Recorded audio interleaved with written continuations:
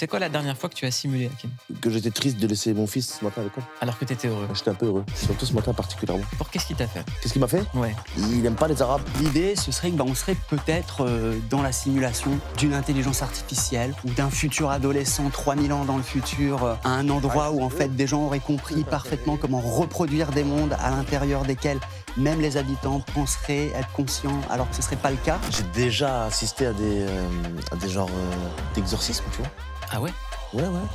Bah raconte-moi. Musk, en fait, son business, c'est de balancer des dingueries. Donc en fait, quand Musk te dit un truc, soit sur il n'y aura plus besoin de médecin demain, soit on vit dans une simulation, soit tout le monde demain aura une puce dans la tête, en fait, on est là, on en parle, on parle de Musk. Même pour ma mère et tout, c'est triste. Mais je l'aime comme personne, mais on a du mal à un moment à se dire ça. Bah tu viens de lui dire là. Je vais lui dire, ouais, donc j'espère qu'elle va regarder. Bah tu peux lui dire. Hein. Bah, maman, je t'aime, heureusement Voilà. que t'es pas devant moi.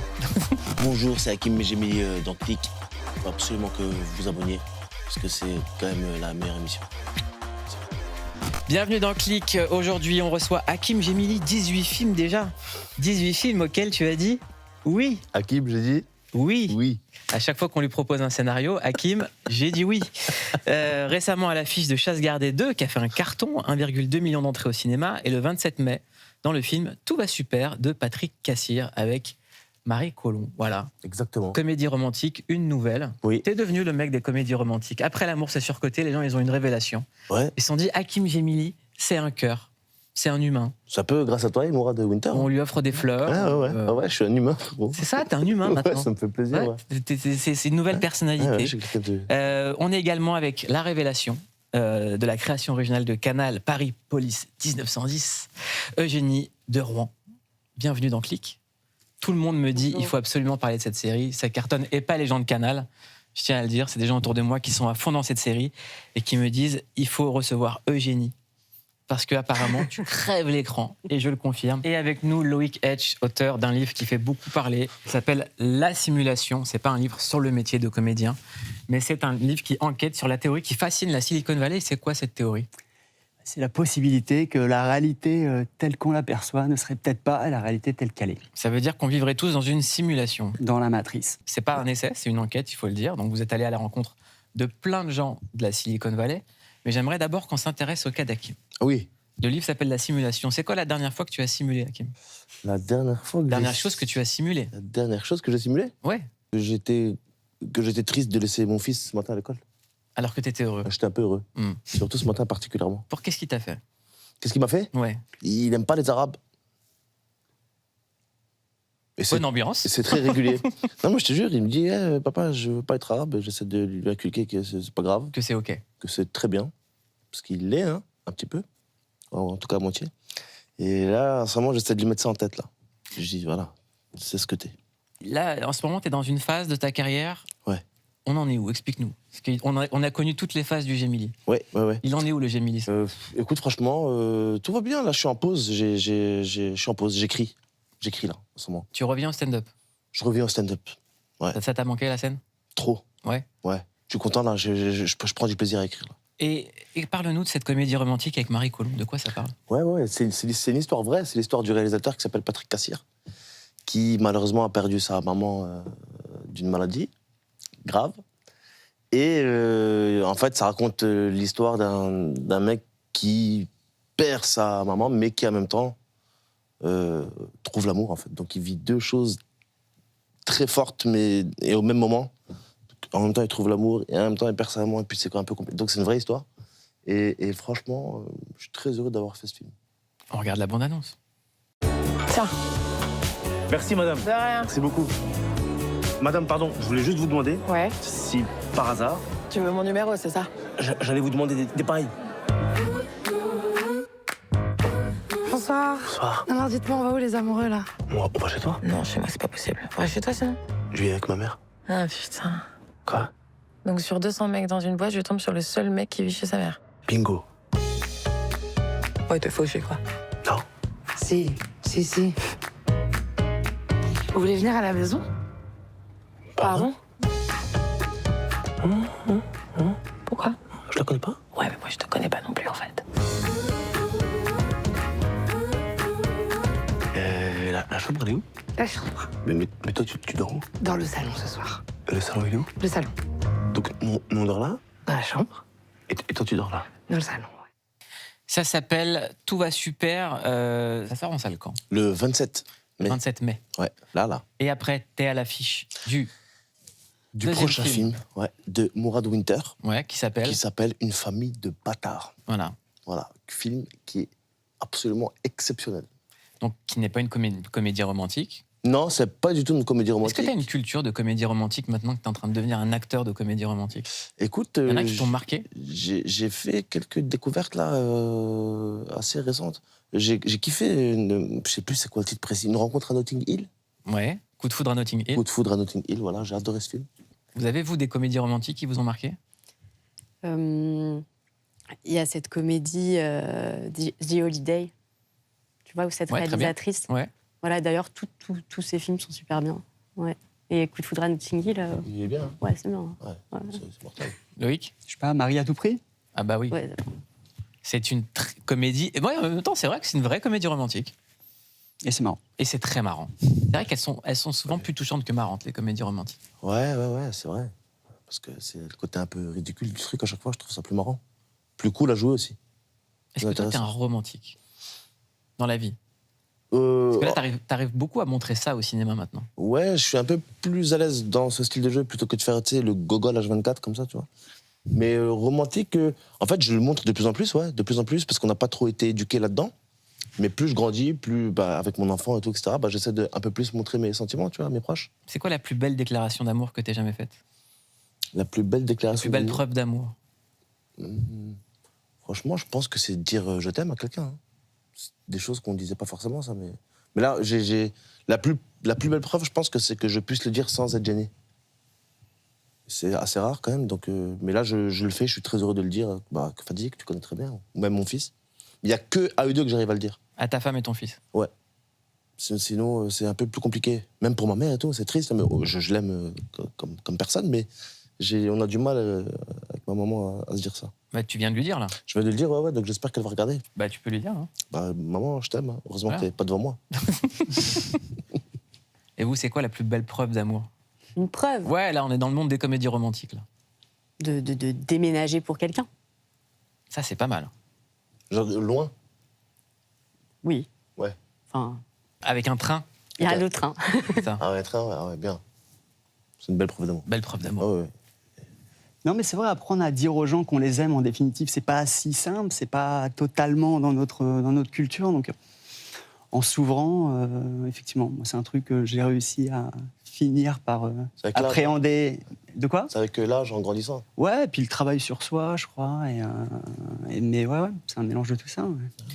Loïc Etch, vous êtes écrivain et journaliste. Vous venez de publier La Simulation aux éditions Les Arènes. Le sous-titre, c'est l'enquête sur la théorie qui fascine la Silicon Valley et si notre monde n'existait pas. Alors, à quel moment on se pose cette question-là? À la base, bon, on se la pose peut-être petit, si on a un peu des angoisses métaphysiques, où on se demande qui suis-je, qu'est-ce que je fais, c'est quoi ce monde, etc. On peut se les poser en lisant de la science-fiction, en regardant Matrix. Mais moi, en l'occurrence, j'ai commencé à vraiment me la poser quand j'ai découvert un article il y a 10 ans. Du New Yorker. Du New Yorker, consacré à Sam Altman, le fondateur de OpenAI et ChatGPT, Exactement. qui n'était pas si connu que ça à l'époque, et qui racontait en gros pourquoi il montait cette boîte, à savoir parce qu'il avait une obsession que l'IA puisse nous asservir un jour. Et le journaliste, dans ce fameux article, nous apprenait qu'il y a un sujet très à la mode dans la Silicon Valley, qui n'est pas juste une discussion de fin de repas, mais vraiment qui les obsède, c'est la possibilité qu'on puisse vivre dans une simulation. Et tellement que, en fait, le journaliste nous apprend qu'il y a 2 milliardaires de la tech, persuadés donc qu'on vivrait dans la matrice, qui ont embauché une équipe de scientifiques pour le prouver en trouvant peut-être un glitch, une Mais anomalie. ça serait quoi cette simulation? Elle serait ordonnée par qui?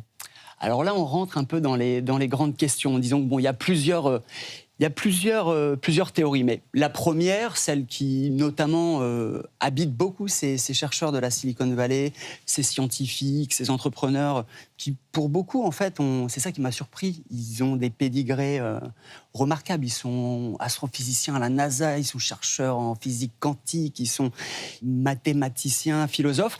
Et en gros, l'idée, ce serait qu'on serait peut-être dans la simulation d'une intelligence artificielle ou d'un futur adolescent 3000 ans dans le futur, à un endroit où en fait des gens auraient compris parfaitement comment reproduire des mondes à l'intérieur desquels même les habitants penseraient être conscients alors que ce ne serait pas le cas. Ou d'un Alors, être supérieur. des êtres supérieurs, ou peut-être des êtres pas si supérieurs que ça, peut-être juste des futurs nous qui voudraient comprendre pourquoi quelque chose a déconné à un moment donné et rejoueraient des civilisations un peu comme nous, on joue aux Sims, quoi. Ça, c'est une théorie. Et les gens qui pensent ça sont des gens qui ont investi des millions et des millions de dollars pour faire ces recherches-là. Je peux pas être si catégorique sur l'argent qui a été investi. Est-ce que c'est défiscalisé? C'est une vraie question. Comme les recherches sont sans doute pas en France, peut-être mieux qu'ici. Mais non, blague à part, ce qui est vachement intéressant, c'est un peu ça le premier point de basculement, moi, dans mon affaire, parce que je rentre dedans un peu dubitatif, comme je suis sûr tout le monde autour de cette table. Mais les chercheurs que je rencontre, en fait... Dubitatif, Je suis Hakim. très dubitatif. Là, il est clairement en train de dubiter. Hein. Ah, là, je dubite totalement. Mais oui, c'est vrai. Enfin, il faut dubiter, de toute façon, c'est un peu la base. Il faut être ouvert, mais dubiter.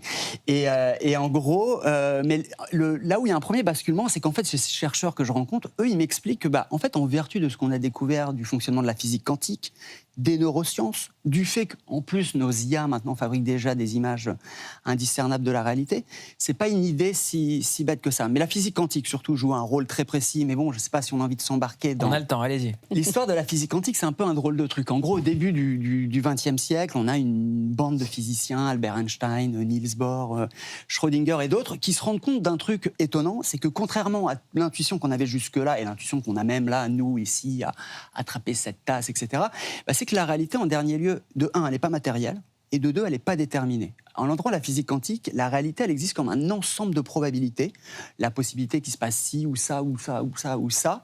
Et c'est seulement, manifestement, quand on fait une observation ou une mesure, donc on veut savoir ce qui se passe, que toutes les probabilités s'effondrent. Il y en a une qui reste, et celle-là, ça devient la réalité. C'est très bizarre, c'est pas très palpable comme ça. Maintenant, je vais utiliser un exemple que tu connais, je suis sûr, tu as dû jouer à GTA. Oui. Voilà. Bon, dans GTA, en fait, tu évolues dans une ville qui est à peu près aussi grande que Paris en termes de définition, de rues, d'endroits où tu peux aller et tout. Bon, la console, en fait, elle est codée, enfin, le jeu plutôt est codé de telle manière qu'il te donne à voir ce que tu as besoin de voir au moment où tu as besoin de le voir. Donc, le reste de la carte, en fait, n'existe pas, ou il existe comme un ensemble de probabilités que tu as ici ou là, ou là, ou là. Et pourquoi ça fonctionne comme ça ? Parce que si la console devait faire une restitution ou une actualisation de tout le jeu à tout point, à tout moment, elle crasherait. Du coup, de manière à économiser de la puissance de calcul, elle te donne à voir que ça. Et là, la question qui se pose, en tout cas de ces physiciens que je rencontre, ils me disent « Et si la physique quantique n'était pas le moyen, en fait, de notre univers d'économiser lui aussi de la puissance de calcul ?» Est-ce qu'il y a eu des découvertes récentes, plausibles, scientifiques, qui vont dans le sens de cette théorie ? Disons qu'on a plutôt un faisceau d'éléments, je dirais, qui laisse à penser qu'en tout cas la réalité telle qu'on l'aperçoit n'est pas ce qu'elle est, plus qu'une preuve qu'on vit dans la simulation. Il y a un peu, en fait, des arguments qui cohabitent, mais les neurosciences, c'est un autre exemple assez intéressant. En gros, pareil, on a l'impression que là, le plateau, il est vraiment tel qu'il est, que cette tasse, elle est comme ça, que cette table, elle est comme ça. Et en fait, manifestement, ce qu'ont appris les neuroscientifiques, c'est qu'en fait, le cerveau, c'est un organe prédictif qui, sur la base de l'évolution, à la fois pour survivre et en même temps pour un peu gagner du temps. C'est un peu comme si la réalité, c'était un flux HD, mais que le cerveau, en fait, mettait très longtemps à pouvoir restituer l'image. Mais en revanche, au bout d'un moment, quand tu sais qu'en fait, une agrégation de noir, de blanc, de trucs, c'est probablement une tasse avec écrit « clic » dessus, le cerveau, en fait, le prédit d'avance. Et ça permet de gagner du temps. Et ça permet notamment de gagner du temps, c'est un truc de l'évolution où si maintenant... On était, je ne sais pas, il y a 1000 ans, au fin fond de l'Inde, dans une forêt. Ou à Paris en 1905. Voilà, c'est ça. Bon, on va partir sur Paris 1905, mais je ne suis pas sûr que mon exemple colle totalement. Mais on est à Paris 1905 et tout à coup, le cerveau capte une espèce de zone où il y a du noir, du blanc, du orange. C'est strié un peu d'une certaine manière. Il se dit, là, il y a peut-être un tigre, en fait, dans Paris 1905. Ou un pull d'Hakim. À l'ancienne. Tu mets beaucoup de pulls comme ça. Oui, j'adore ça. Oui, celui de l'affiche, effectivement, qui était un peu dans ces tons-là. Bon, voilà, soit c'est acquis, mais c'est OK, soit c'est un tigre, et du coup, il faut se barrer. Donc, en fait, voilà, ça ne nous dit pas qu'on est dans une simulation, mais en revanche, ça vient valider une intuition qui existe un peu depuis la nuit des temps, ce que disait Platon il y a 2500 ans, ou notre cher Bouddha, à savoir que la réalité, telle qu'on l'aperçoit, est une illusion. La caverne de Platon, l'allégorie. Exactement. On va cliquer ensemble sur plein de choses, parce que en fait, la théorie que vous développez dans Simulation, elle rappelle évidemment le film Matrix. Donc on va dérouler ensemble des extraits de Matrix. Vous aimez Matrix? Ça fait longtemps, moi. Ça fait longtemps. Moi aussi, ça fait longtemps. Eh ben, que j'ai pas vu. on va vous remettre dedans. On commence par cet extrait de Matrix. This isn't real. What is real? How do you define real? If you're talking about what you can feel, what you can smell, what you can taste and see, then real is simply electrical signals interpreted by your brain. This is the world that you know. The world as it was at the end of the 20th century. It exists now only as part of a neural interactive simulation that we call the Matrix. You've been living in a dream world, Neo. This is the world as it exists today.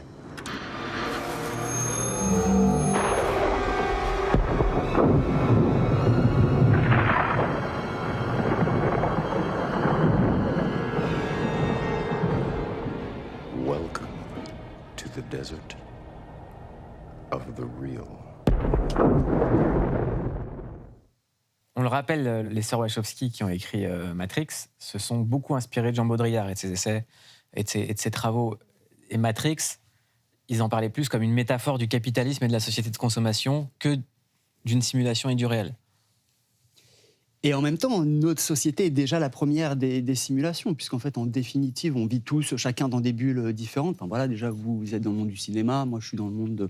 On ne sait pas trop quoi, toi, tu es dans le monde des médias. Et en fait, déjà, on a des bulles de perception qui sont différentes. On n'a pas le même flux Instagram, etc. Donc, enfin, déjà, d'une certaine manière, le réel tel qu'on le vit et on le perçoit, c'est pas la même chose. Ensuite, ça fait écho à ce que je disais plus tôt, à savoir qu'en fait, contrairement à ce qu'on pensait jusqu'à il y a à peu près un siècle, la réalité n'est pas matérielle en dernier lieu. Le cerveau nous donne à voir des choses qui ne sont pas vraiment comme et la réalité. Donc, ce que nous raconte là le Laurence Fishburne, enfin Morpheus, colle en fait déjà. Et il y a un troisième élément, parce qu'en fait, le moment où il montre, en fait, il nous raconte dans cette scène-là qu'il y a une guerre entre les humains et les machines, parce que les humains, justement, ont eu peur d'être asservis par les machines. Donc, on est un peu déjà au seuil du point Matrix, en fait. Tout ce qui est un peu dans ce film est en train de quelque part de se... Pas de se réaliser, mais en tout cas, il y a des prophéties qui sont un peu étonnantes. Et effectivement, le troisième point, c'est qu'aujourd'hui, nos intelligences artificielles fabriquent des images absolument indiscernables de la réalité. Enfin, vous le voyez dans vos feeds Insta ou sur YouTube. En fait, c'est dingue. On ne peut plus se fier à ce qu'on voit. Ça allait très vite. Mais parce que... moi, la question que je me pose, c'est celle de la prophétie autoréalisatrice. Est-ce que les gens de la Silicon Valley sur lesquels vous avez enquêté ne sont pas des bousillés de Matrix et se sont dit, si le film avait raison? Il y a ça, parce qu'en fait, le mec lambda dans la Silicon Valley, il passe sa journée à faire des simulations. Que ce soit des simulations de produits, quand tu lances un produit, une app, etc., tu le répètes encore et encore et encore jusqu'à ce que tu le lances. Quand Elon Musk fabrique des fusées, avant de lancer une fusée SpaceX, il y a, je sais pas, 5000 simulations du lancement. Et puis, quand tu passes ta journée à fabriquer des intelligences artificielles, même chose. En fait, la Silicon Valley, ça a toujours été une fabrique en fait, quasiment de modèles de la réalité, de réalité qui s'augmentent, qui changent et qui finissent toujours par déferler dans nos vies. Donc, tu as complètement raison. En fait, effectivement, tu as des mecs qui passent leur journée à fabriquer des simulations et qui donc finissent par se poser la question de est-ce qu'on ne vivrait pas nous-mêmes dans une simulation ? L'autre question sur Matrix, c'est que c'est un film, il n'y a pas une vidéo complotiste où il n'y a pas Matrix. Où il n'y a pas la pilule rouge, la pilule bleue, Morpheus, je vais vous expliquer. Est-ce que cette théorie de la simulation, c'est pas une forme de complotisme? Est-ce que vous n'avez pas enquêté sur une bande de complotistes? Justement, en fait, là, c'est une histoire d'angle. Parce qu'il y a un super docu qui s'appelle « Le Glitch in the Matrix » qui est sorti il y a 4 ans, où là, le mec, son parti pris, justement, il allait parler avec des gens qui sont à un endroit border complotiste. En partant un petit peu de ce qu'on voit et des théories et de ce que ça suppose et de la dimension, je dirais plus presque baudrillardienne de en fait le réel n'est qu'une représentation et c'est pas ce qu'il est, il tire un peu le fil. Mais moi je l'ai pris à l'envers, en fait je me suis dit je vais aller parler à ceux qui s'intéressent vraiment à la question, qui sont scientifiques, qui sont en poste, je veux dire, c'est pas juste un peu le mec lambda qui aurait un diplôme. Non. Oui, mais il faut rappeler qu'à la Silicon Valley, il y a des gens qui ont des fortunes colossales, qui ont vendu des boîtes très jeunes, qui ont des centaines de millions, voire des fois de billions à dépenser. Il y en a qui veulent la jeunesse éternelle. Il y en a qui veulent devenir des divinités. Et il y en a qui pensent qu'on est dans des simulations. Donc il y a aussi la question qui se pose de est-ce que c'est pas tout simplement l'argent qui fait détraquer les humains? Moi, j'ai quand même cette impression-là qu'il y a deux formes d'ultra-capitalisme qui s'affrontent là-bas, quoi. Entre ceux qui veulent préserver la structure familiale et ceux qui veulent la faire exploser et placer l'humain ailleurs. Oui, complètement. Et en fait, il y a toujours un côté dans la Silicon Valley où ça vient servir des intérêts individuels et pas tant sociétaux, avec souvent une arrière-pensée qui, pareil, un bon exemple, c'est par exemple Elon Musk, un de ses business, il développe Neuralink, donc c'est le nom de l'entreprise, des puces à implanter dans le cerveau d'humain. Hakim, il a, hein. Oui, je l'ai, celle-là. Oui, en avant-première. Regarde, Hakim, comme bip bip. Voilà. Et en fait, Il sait juste faire l'étonnement, mais regarde, étonné. Et bref, ce qui est dingue en fait avec ça, c'est que le principe en fait, c'est que ça part toujours. En vrai, Hakim il peut pas l'avoir parce qu'en fait, ça part du médical toujours. Et comme il est hyper bien portant et très sharp, merci. C'est vrai qu'il est très sharp. Je suis très sharp, c'est ce qu'on me dit souvent. Ouais. Et puis voilà. Mais aujourd'hui, en fait, ces puces, elles sont implantées pour des gens qui sont soit qui ont perdu la vision, soit qui ont perdu la parole, soit qui ont perdu la mobilité. Donc en fait, oui, mais Elon Musk il dit des dingueries comme ça sert à rien de faire des études de médecine parce que mes robots vont remplacer les médecins. Ben, en fait. Et en plus, Elon Musk... Quand on entend des dingueries comme ça, est-ce qu'à un moment, on ne peut pas lui dire « arrête » ? Elon Musk, il faut aussi savoir un truc, et c'est vrai qu'Elon Musk, c'est un des grands porte-parole du sujet de la simulation, mais Musk, en fait, son business, c'est de balancer des dingueries. En fait, en gros, il n'a jamais investi le moindre dollar dans Tesla. Tu prends General Motors, par exemple, investi 5-10 milliards de dollars par an en pub. Musk, zéro. Donc en fait, quand Musk te dit un truc, soit sur « il n'y aura plus besoin de médecins demain », soit « on vit dans une simulation », soit « tout le monde demain aura une puce dans la tête », en fait, on est là, on parle de Musk, donc en fait, on parle de Tesla, donc en fait, on est en train de faire le jeu de Musk. L'autre chose qui est en jeu, c'est l'économie, mais on va en parler juste après une autre scène culte de Matrix, c'est le fameux glitch du chat.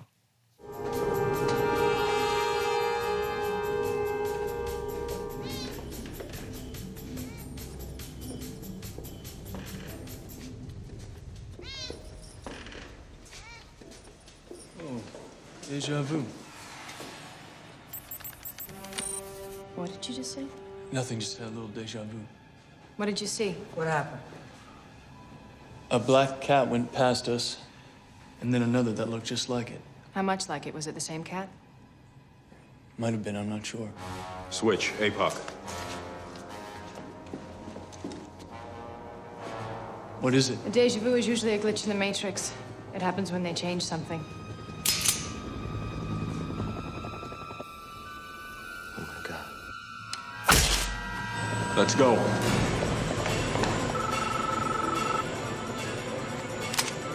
They cut the hard line. It's a trap. Get out!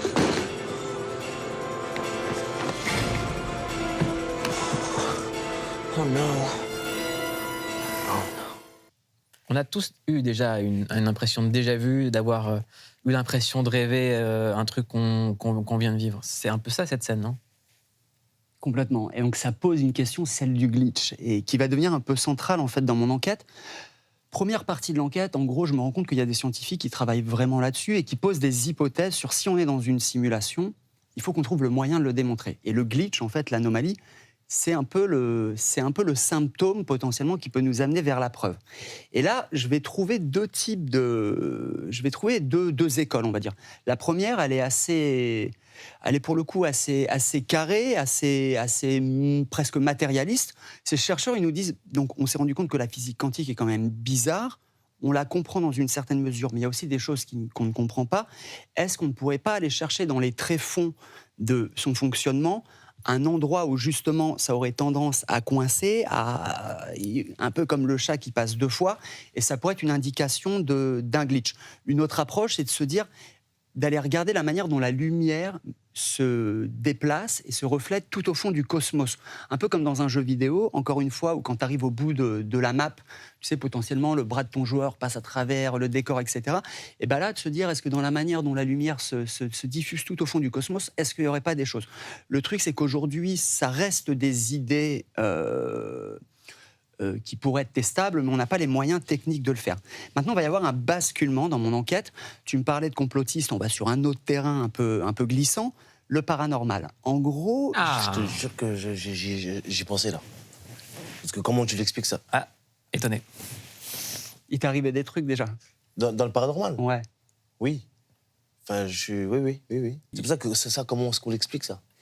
Bon, en gros, effectivement, il y a une catégorie de chercheurs que je vais rencontrer qui, en fait, ils sont géniaux. Moi, je les adore parce qu'en fait, ils ont décidé de risquer. Alors, ils viennent des grandes universités, pareil, ils ont des PhD de Polytechnique, Genève, de Berkeley. Enfin, ils ont suivi le canal un peu classique. Et à un moment donné, ils se sont dit, mais quand même, comment se fait-il que personne ne veuille s'intéresser aux expériences de mort imminente, aux histoires de, je sais pas, de télépathie, aux gens qui disent sortir de leur corps, enfin, des choses qui nous ont l'air quand même un petit peu farfelues, ou en tout cas qui font peur, mais ils se disent, c'est pas possible que ça arrive à autant de gens. Ou les coupeurs de feu, par exemple, les gens qui seraient capables d'atténuer en fait la brûlure d'une personne. Et il semblerait qu'il y ait une espèce de fonctionnement à un endroit de ces pratiques-là, puisque dans les unités de grands brûlés ou dans les services d'oncologie, aujourd'hui, en fait, les médecins vont proposer aux patients, s'ils le désirent, des listes en disant « Bon, écoutez, voilà, nous on les a à disposition, vous prenez pas, vous faites ce que vous voulez, c'est hors de notre contrôle. » Mais pour en revenir au paranormal, qu'est-ce qui t'est arrivé, toi, de paranormal dans ta vie? J'ai déjà assisté à des genres d'exorcisme, tu vois. Ah ouais? Ouais. Bah, raconte-moi. Ouais, ça m'est déjà arrivé de voir ça, ouais, en live, face à face, ouais. J'ai fait face à des situations qui étaient très étonnantes. Genre un mec très fin, tu vois, très léger, qui d'un coup d'un seul, pendant le rituel, il est devenu extrêmement fort, quoi. Genre on avait du mal à le... Bon, on pouvait plus le porter déjà parce qu'il avait une cuisse, c'était devenu un mur. Et c'était assez impressionnant. Et il s'en rappelait plus une fois qu'il s'était remis dans son état normal, quoi, tu vois. Pas loin de mon village, là-bas. En Tunisie, je le rappelle. En Tunisie, ouais. J'ai déjà vu des... Putain, mais je vais passer pour un ouf, là. Non, bah... On est deux. Ouais. Il a fait très fort. Il a fait très fort. Non, mais alors, attention, je sais pas, je pourrais pas te l'affirmer, voir ce que c'est. Mais j'ai vu plusieurs choses un peu reloues, quoi, tu vois. J'ai vu des gens... Je sais pas si jetaient des sorts, mais en tout cas, j'ai vu des gens faire des trucs un peu chelous, quoi. Et puis j'ai vu, moi, personnellement, pour le coup, des gens être détruits. Complètement, ouais. Des gens être détruits par ça, ouais. Mentalement... Ah, mais... Tout s'effondre. Tout s'effondre. Physiquement, mentalement, la famille, la vie, le mental. Ça, pour le coup, je sais que ça existe et je sais que malheureusement, beaucoup de gens le pratiquent. Il ne faut pas non plus être parano. Il n'y a pas tout qui est de la sorcellerie, il n'y a pas tout qui... Parce que nous, on a souvent tendance à tout remettre à ça, quand ça ne va pas, ou à tout remettre au mauvais œil. En vérité, bon, c'est un peu plus complexe que ça, mais c'est vrai que ça existe. Eugénie, une expérience paranormale? Non, il m'est pas arrivé autant de choses que toi. Hein. Mais à mon niveau, par exemple, où je suis avec ma famille, on est en train de se disputer au sujet de mon oncle qui est décédé, tu vois. Et il y a un espèce de plat en céramique... qui s'effondre autour de nous. On est en train de se disputer à propos de lui, tu vois. Et là, tu dis le plat tombe au milieu de nous toutes, et voilà, t'as l'impression que c'est un signe. Je sais pas si on peut dire que c'est quelque chose de paranormal. En tout cas, c'est une drôle de coïncidence. Voilà. Bon, tous ces phénomènes, en fait, si tu demandes tout le monde a une histoire. Et donc, à un moment donné, quelque part, on se décale un peu de la simulation. On ne sait pas tant est-ce qu'on vit dans une simulation ou pas. Mais tu crois à ça ou pas? Moi, c'est pas tant une histoire de croyance ou pas. Ce qui m'intéresse surtout, c'est de me dire, en fait, aujourd'hui, on a un modèle scientifique qui s'appelle le matérialisme scientifique, qui est l'héritage des Lumières, et qui repose en fait sur une méthode qui nous a permis de beaucoup mieux comprendre le monde.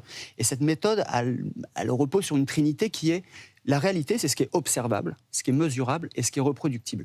Et en fait, ces trois éléments-là ont été vraiment à la base de toute la révolution scientifique en fait, qu'on a eue depuis 400 ans. Et en fait, la question que je pose, mais il n'y a pas que moi en fait, je me fais le porte-parole en fait, de ces chercheurs-là, c'est de dire tous les phénomènes là, dont on vient de parler, en fait, ils ne sont pas mesurables, ils ne sont pas objectifs, ils ne sont pas reproductibles. Mais il y a plein de chercheurs et de scientifiques qui s'intéressent à l'immatériel. Il y a plein d'astrophysiciens, de chercheurs en physique quantique qui s'intéressent à l'existence de Dieu.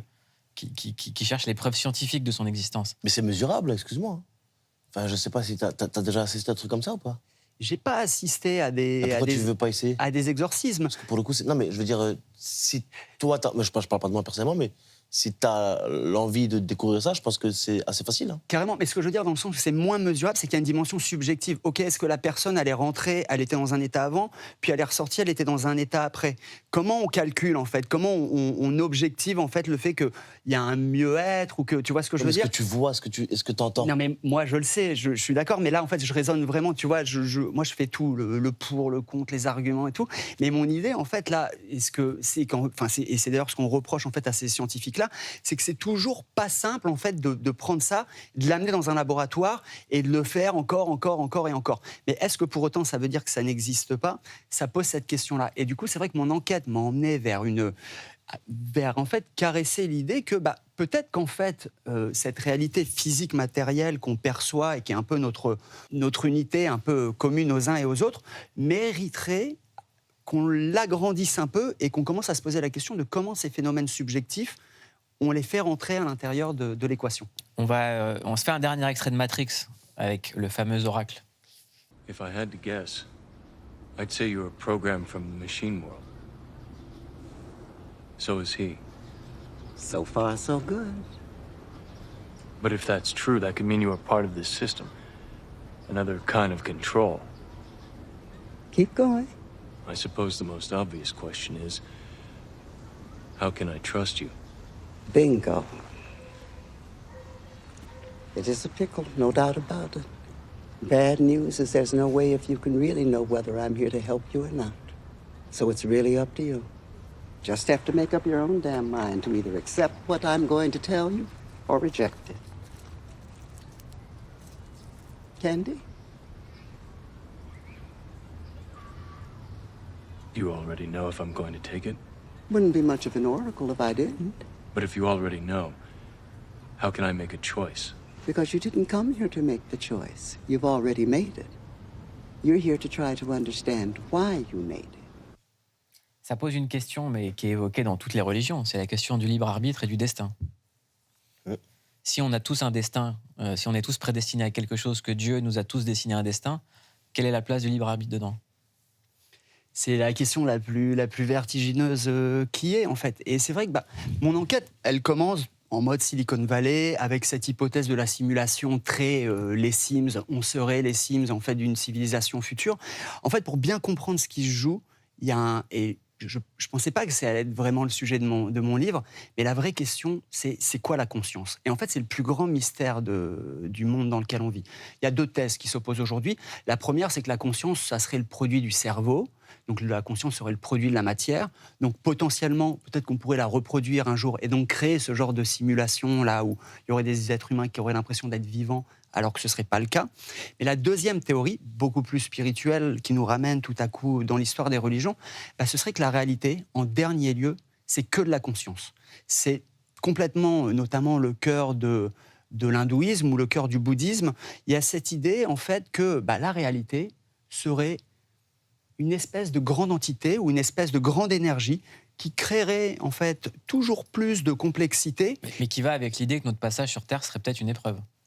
Alors totalement, c'est vrai que du coup, ça pose une question qui est OK, et si donc effectivement, en dernier lieu, la réalité c'est que de la conscience. Ça veut dire qu'est-ce qu'on est nous? Bon, on est peut-être une petite unité de conscience qui vient de ce grand système, et en fait, à la base, ça peut paraître assez vertigineux, c'est là aussi complètement à l'encontre du modèle scientifique dominant, mais tout à coup, si tu commences à considérer cette possibilité-là, peut-être que ces phénomènes paranormaux, tout à coup, tu peux leur trouver une place dans l'équation, peut-être que ce que tu es en train de décrire, à savoir que, en fait, il y aurait une espèce de forme de destin, de cheminement qui serait un peu écrit, ça peut jouer aussi, parce que si c'est le cas, ça veut dire que dans ce cas-là, en fait, c'est pas nous qui sommes en train de jouer le monde, c'est le monde qui est en train de nous jouer.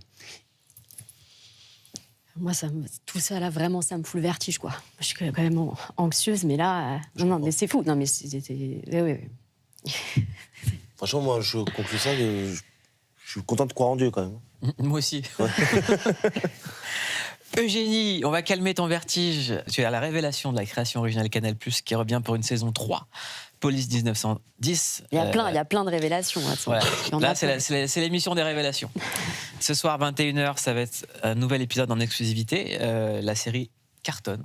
mais vraiment, ça fait un carton. Ça a été créé et écrit par Fabien Nury, réalisé par Julien Despo et Frédéric Balecgian. C'est quoi le pitch de cette 3e saison ? Alors, 1908, Marguerite Steinheil est retrouvée ligotée chez elle, impasse Ronsin. On retrouve son mari et sa mère morts chez elle, et elle va être très vite accusée de meurtre. Voilà. Et la presse va s'en mêler. Et voilà, ça va être une affaire très médiatisée et qui a existé.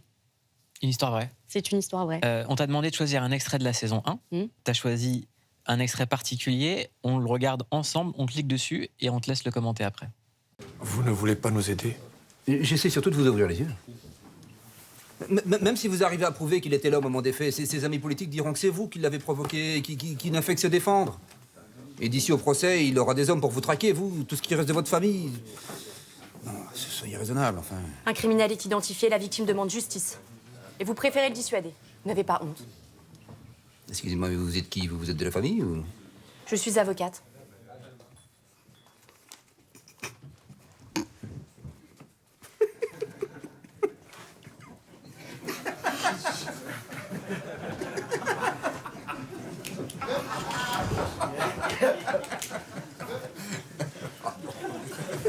Je ne suis pas encore autorisée à plaider. Oui, évidemment.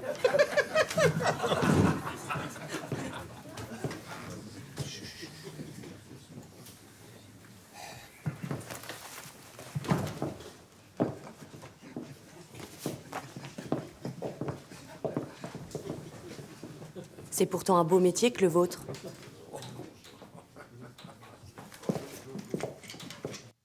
Pourquoi cette scène ? J'ai choisi cette scène parce que je crois que c'est la première fois où on voit Jeanne dans la première saison, et je trouve que ça annonce tout de suite la couleur. La couleur, quoi. Voilà. Et elle va avoir sa petite revanche au fil des saisons. Et où voilà, où on voit tout de suite, dès la première scène, qu'elle va se retrouver toute seule dans ce monde d'hommes. Et puis ça raconte aussi, ça fait des échos présents, où à chaque fois qu'une femme peut avoir une voix dissonante ou demander un poste à responsabilité... Qui dérange. Ou va créer de la moquerie ou de l'incrédulité, ou que lorsqu'elle vient dire quelque chose qu'on ne veut pas entendre, on va la traiter de folle. Après, là, on est en 1900, donc c'est que on la regarde même pas. C'est pour exister... elle n'existe même pas dans ce monde-là. Ça, c'est un personnage qui a vraiment été, pour le coup, qui a vraiment existé. Elle a existé. Est-ce que tu as fait des recherches dessus pour préparer le rôle ? Moi, en tout cas, c'est ça, parce que souvent, on me pose la question si j'ai une responsabilité de jouer Jeanne Chauvin. Mais pour moi, c'était une découverte. Je ne sais pas si toi, tu connaissais. Pas du tout. Moi, j'ai découvert Jeanne Chauvin avec la série. Et moi aussi. Et du coup, donc, j'ai pas cette responsabilité de jouer un énorme monument. Tu vois, on la connaît pas. Donc, c'est un peu moi qui la met en lumière. Qui la met en lumière, tu vois. Donc, mais c'est pour ça que la série cartonne, je pense aussi, c'est qu'en fait, on se rend pas compte que c'était il y a pas si longtemps que ça qu'une première femme a plaidé en France. Jeanne Chauvin, c'était la première femme avocate à plaider en France. Voilà. C'était il y a 126 ans. Donc 2 générations, 3 générations. C'est un peu ouf quand même. On regarde un extrait en exclusivité de l'épisode de l'ultime saison, et justement, un extrait de plaidoirie. Est-ce ainsi qu'on parle d'une dame dans ce tribunal ? Maître Weidmann, veuillez faire taire. Si votre épouse était dans la salle, Monsieur le Président, ce butor se serait exprimé autrement. Maître Weidmann, veuillez dire à votre assistante qu'elle risque... Qu'elle risque quoi, Monsieur le Président ? Outrage à la cour ? Cet homme a insulté l'accusé, déshonoré le tribunal, et vous l'avez laissé applaudir. Maître Chauvin défend l'honneur de sa cliente, et vous la rabrouez. Mais dans quel monde sommes-nous ? Qu'attendez-vous pour autoriser les dames à assister à ce procès ? Mais là, par exemple, c'est Weidmann qui plaide. Elle, c'est le cerveau.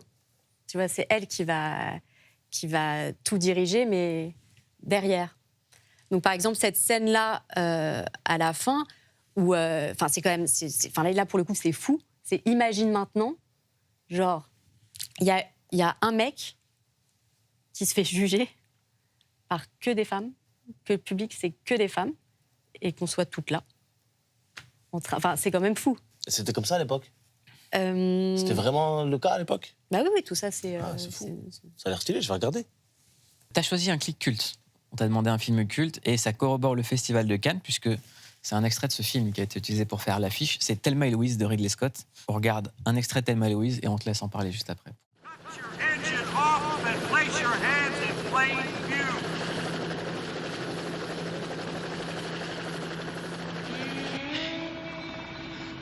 then. Listen. Let's not get caught. What are you talking about?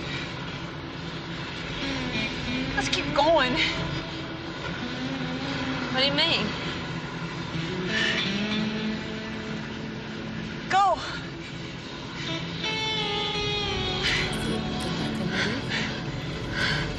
You sure? Yeah. Get it.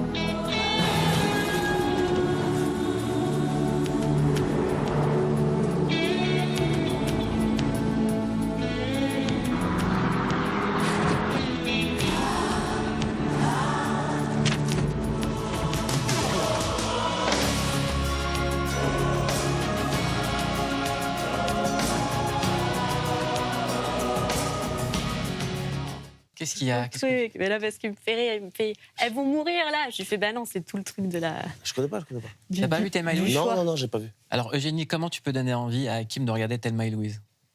Pour tout, parce qu'il y a plein de gens en fait qui ne l'ont pas vu ce film. Comment je peux lui donner envie de regarder ce film? Bah déjà les actrices, forcément je vais dire ça. Et c'est un peu, je peux comparer ça un peu à Jeanne Chauvin. C'est des meufs qui se retrouvent dans un monde où elles n'ont pas trouvé leur place pour exister et qui vont rien lâcher, quoi. Je sais pas, je peux dire ça. Et il y a un peu un saut à la liberté, quoi. Voilà. Ça, j'aime bien. Envie de le voir, là. Un saut à la liberté, là, je sais pas si je peux dire ça, un saut à la liberté, mais à la fin, la mise en scène... C'est stylé, c'est vraiment stylé. T'es pas triste, en plus. Ouais. Kim, il faut donner envie aux gens d'aller voir Tout va super au cinéma. C'est quand la dernière fois où tu t'es dit Tout va super? Parce qu'on est quand même dans un monde où tous les jours je me dis ça. Tout va pas super. Ouais, justement, c'est une petite phrase un peu de comment dire, de protection. Tu dis à tout le monde tout va super, alors qu'en vérité il n'y a jamais rien qui va super. Les moments de bonheur c'est que des petits moments justement. Il n'y a jamais un moment où tout va super. C'est pour ça que je trouve que ça représente bien le film, mais nos vies de manière globale. Il y a toujours un truc qui va pas, mais on dit quand même ça va. C'est quand la dernière fois que tu te dis quand même là ça va? Ça un petit peu bateau, mais je suis content quand je me réveille le matin et qu'il y a ma femme et mon fils. Ça va, tous les matins. Dès que je les vois, ils sont dans le coin, je suis très content. C'est bateau, hein, il n'y a rien de très original là-dedans, mais c'est vrai. Bah non. C'était quand votre dernier moment Tout va super à vous? Hier, j'étais contente, par exemple, quand je me suis dit, putain, Julien, c'est super. Eh ben, moi, je suis content. Pareil, tout va super. Loïc? Maintenant, moi, je suis trop content d'être là, de venir parler de ce bouquin, puis voilà, d'apprécier chaque moment que la vie nous donne, en définitive, et Que la vie. On sait pas vraiment, quoi. Ouais, ou la conscience, ou la simulation. Voilà, ou l'intelligence artificielle qui nous dirige. Mais bon, en tout cas, ce qui est... Ça va pas fort. Mais là, maintenant qu'on est entre nous, ça y est, on se connaît. C'est off, là, c'est bon. C'est qui le plus grand ouf de la Silicon Valley? Le plus grand ouf de la Silicon que vous Valley. ayez rencontré. Non, mais moi, les vrais grands de la Silicon Valley, malheureusement, je les ai pas rencontrés parce que ils sont un peu inaccessibles. Mais bon, je pense que Elon Musk quand même tient le haut du panier. Et après, il y a un autre mec qui s'appelle Peter Thiel, du côté très méchant de la force. Lui aussi, c'est un grand ouf. C'est ce que tu évoquais un peu tout à l'heure, vraiment le projet politique, un peu méchant, pas sympa. Les riches d'un côté qui dominent un peu tout le monde. Bon, lui, il incarne ça. Mais en fait, le livre, justement, il ne s'intéresse pas à ça parce qu'il y a déjà assez de trucs dark dans le monde dans lequel on vit pour en fait pas aller regarder du côté un peu lumineux des choses. Ouais. Il y a, avant de finir, on est quand même dans un moment où on vit le plus gros choc énergétique de l'histoire de l'humanité, où les perspectives économiques, elles sont de plus en plus amincies pour tout le monde. Et il y a Sam Altman, la semaine dernière, qui a déclaré qu'il fallait le revenu universel, sinon on ne s'en sortirait pas, avec tout l'argent que l'IA va générer et tous les jobs qu'elle va supprimer, qu'il fallait instaurer ça d'urgence. Est-ce que c'est crédible? Est-ce que c'est réaliste?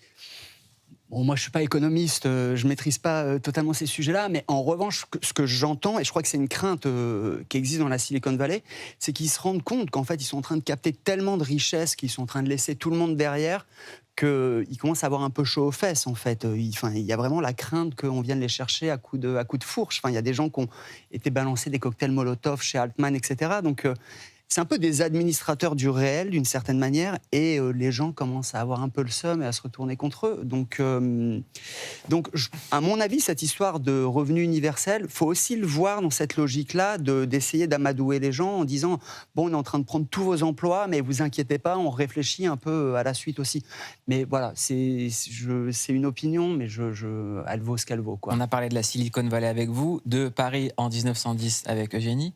Hakim, j'aimerais qu'on parle de Paris 2026. On en est où? Pronostic, le football. Tu sais, moi, j'aime pas me jeter le mauvais œil. On en parlait juste avant. Évidemment que je souhaiterais qu'on gagne 3-4-0, qu'on reproduise ce qu'on a fait l'année dernière. Mais sur un match, tout peut se jouer. C'est un match, il n'y a pas de match aller-retour là. Ça va être très très compliqué parce qu'Arsenal, c'est une très grosse équipe. Cette année, ils vont certainement prendre le championnat. Et ça fait 20 ans hein, qu'ils n'ont pas participé à une finale Arsenal. Ça fait 20 piges qu'ils ont la dalle. Mais je pense qu'on est quand même au-dessus. On est favori, mais sur un match, tout peut se jouer. Mais je dis 3-0 quand même. 3-0 quand même. Ouais. De qui? Paris. Quel footballeur? Ah, qui va marquer? Quel footballeur? J'avais oublié à quel point t'aimais le foot. Dembélé, Guevara. Et je pense un petit peu de soit Nuno Mendes, soit Raul Neves. Tu seras où le jour du match? J'y serai sûrement. Sur place. Ouais. Ouais, sûrement. T'étais là-bas pour l'année dernière? Bien sûr. Qu'est-ce que t'as ressenti sur place? J'ai pleuré. Hein. T'as pleuré? Ouais, j'ai une émotion. Tu sais, moi, je suis fan du PSG depuis 1999. L'arrivée d'Okocha au club, etc., c'est ça qui m'a matrixé. J'avais 10 ans. Et depuis, j'ai jamais lâché le club, en fait, dans les mauvais, dans les très bons moments. Et puis là, c'est magnifique, en fait, de pouvoir vivre ça. On a vécu des moments où on allait descendre en Division 2. On a été sauvé à l'époque par ce fameux Amara Diané contre Sochaux. Et puis de vivre ça, là, comme ça, d'un coup d'un seul, et d'avoir certainement la meilleure équipe d'Europe depuis quelques années, c'est quand même ça fait du bien, quoi. Est-ce que tu peux me raconter le moment qui t'a le plus ému de l'histoire du PSG? Ah ben, c'est la finale. C'est la finale contre l'Inter, l'année dernière, à l'Allianz Arena. C'est mon plus beau moment de football, de fan de sport. C'est le plus beau moment que j'ai jamais vécu de ma vie.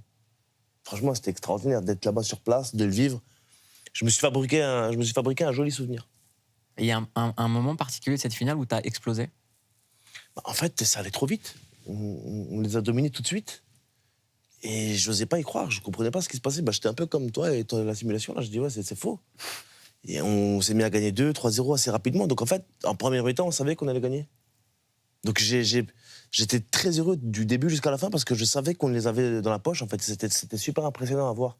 Luis Enrique, franchement, ce mec, il faudrait qu'il intervienne dans nos vies à chacun, à chacune, parce que c'est un mec, il a tout révolutionné dans le PSG. Raconte-moi. C'est un mec, il est arrivé avec sa philosophie. Au début, il était pas mal décrit quand même. Les gens, ils l'aimaient pas parce qu'il faisait un peu n'importe quoi. Selon les gens, il y a plein d'experts foot qui sont un peu éclatés. Et au final, back to back. On n'a jamais... J'aurais jamais pu y croire de toute ma vie. Déjà qu'on gagne une Champions League, c'était une dinguerie. Mais là, qu'on retourne en finale encore, l'année d'après, c'est exceptionnel. Et Enrique, je pense... j'ai entendu dire qu'il serait lié au club à vie. Mais c'est pas étonnant. Je pense qu'il va avoir un poste jusqu'à la fin de sa vie au PSG parce que c'est quelqu'un que tout le monde aime ici, que tout le monde aimera à vie, parce que c'est lui qui nous a ramené ce trophée. Et pourtant, on a eu des grands coachs. Hein. Luis Enrique, c'est le plus grand, il n'y a pas photo. Michel Denisot, il n'était pas coach, lui. Pas... Non, Michel est très, très grand. J'avais juste envie de parler de Michel Denisot. Ouais, c'était corpo. Michel, on l'aime. Michel, on l'aime. Gros big up, Michel. Je le croise au parc. Et de temps en temps, il m'envoie des bonnes vannes sur Insta. Très marrant. Il ne fait que ça. Il fait que ça. Il a inventé Instagram. Ouais, Michel, il est génial, ce mec. Et il est très heureux. Tu peux demander à Michel, je pense qu'il pense la même chose que moi. Et tu t'échanges avec des joueurs du PSG un peu ou pas? Tu parles avec certains joueurs? Ouais, ça m'est arrivé d'échanger un peu avec Barcola. C'est mon joueur préféré. En vérité, Barcola, je les aime tous, tu vois. Guevara et Barcola, Dembélé évidemment, mais je les aime tous, mais Guevara, Barcola, ils sont... Parce que pour moi, je pense que Barcola, il aura un ballon d'or dans les 5-6 prochaines années. Les gens vont me prendre pour un ouf, mais ils me prenaient aussi pour un ouf quand je disais la même chose de Dembélé. Parce que moi, par exemple, j'ai toujours trouvé que Dembélé était plus fort qu'Mbappé, en fait. Et je l'ai toujours dit à tout le monde. Alors, c'est vrai que Mbappé, c'est extraordinaire, Mais Dembélé, il a des qualités footballistiques qui font que c'est un joueur très très différent. Pourquoi est-ce qu'il faut forcément les opposer?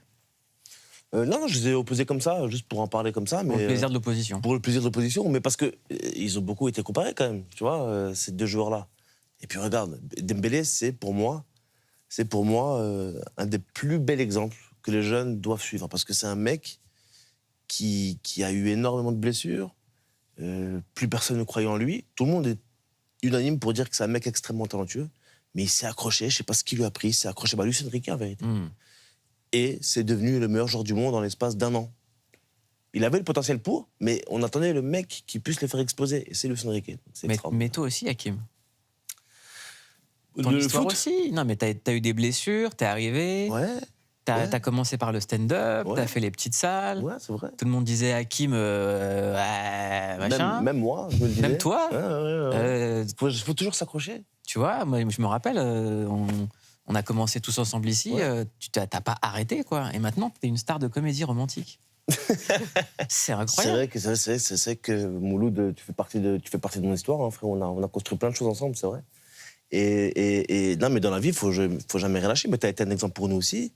Les mecs avec qui on a bossé aussi. Je m'accroche à énormément de souvenirs et ça me donne parfois beaucoup de motivation parce que je me rappelle qu'on a vécu des moments durs et des moments extrêmement bons aussi, mais je retiens que les bons souvenirs. Mais maintenant, il y a des films qui se montent sur Hakim Gemili. Ouais. Dire, attends, j'ai un scénar, mais j'ai Hakim Gemili. C'est fou, ça. Et il a dit oui. Comme d'habitude. Mais effectivement, ouais, tu sais, la vie, en vérité, ça va trop vite. Faut toujours y croire, en vrai. En fait, faut garder la foi. Toujours. Ça sera le mot de la fin, on garde la foi. Merci beaucoup, Hakim. Merci, Mouloud. Merci, Eugénie. Merci, Loïc. On lit Simulation, on regarde Paris 1910 et on va au cinéma pour voir Tout va super. C'était Click. Bonjour, c'est Eugénie de Rouen. Je suis dans Click. Donc abonnez-vous et cliquez. Salut, c'est Loïc Echt, on est dans Click. Abonnez-vous, cliquez, partagez.